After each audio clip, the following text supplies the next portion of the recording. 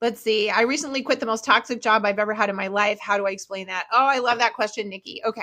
So, folks, if you were in a toxic job and it got so bad you had to quit, you are going to have to explain that in an interview. This is where you have to be super careful with your words. Here's what you need to understand. We believe there are three sides to every story: your side, their side, and the truth somewhere in the middle. So if you are overly subjective and opinionated about what happened, if you throw the employer under the bus, we're not going to believe you. Instead, you have to have a very balanced way of describing what happened. You also need to take ownership of your part in it. And you might be thinking, what part in it? I wasn't toxic. It had nothing to do with me. But you know what? You stuck around there longer than you should have.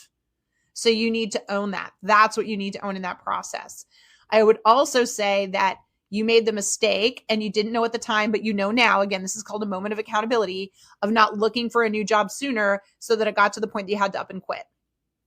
These are the things that I would want to hear if I was a recruiter or a hiring manager when I asked you about your last job. So let's give an example right now. Why'd you leave your last job? That's a great question. And it's a hard discussion for me to have. It turned out that the company wasn't a fit for me. And it got to the point where I had to quit. Looking back, I should have known a lot sooner that this company wasn't going to be a place I'd stay at long term. I should have been looking for a job a lot sooner. I didn't like that I had to quit the job without another job lined up. But unfortunately, that's what it got to. What I've learned is when I realize it's not a fit anymore, I need to be a lot more proactive and see what I can do to resolve it. And if I can't, I have to be professional enough to know that it's time to move on and start looking for another job. But that's why I'm really excited about this opportunity. I learned a lot about what I'm looking for in my next career, and this job checks all the boxes. And I feel lucky, as bad as it is that I ended up having to leave my last job, it's freed me up to look for work full time and to find an opportunity like yours. Now I want to put it behind me.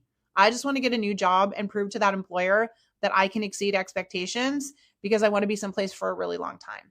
See, you've got to open up. You've got to talk very honest and balanced. You've got to take some accountability there. Otherwise, we're not going to believe you. You start making excuses or you try to play it down, we're going to see right through it and we're going to blame you, even though it wasn't your fault. So you've got to take ownership. You've got to really think about that and say, okay, how can I be honest and objective and talk about, gee, knowing what I know now, here's what I do differently. That's what they're looking for in that answer.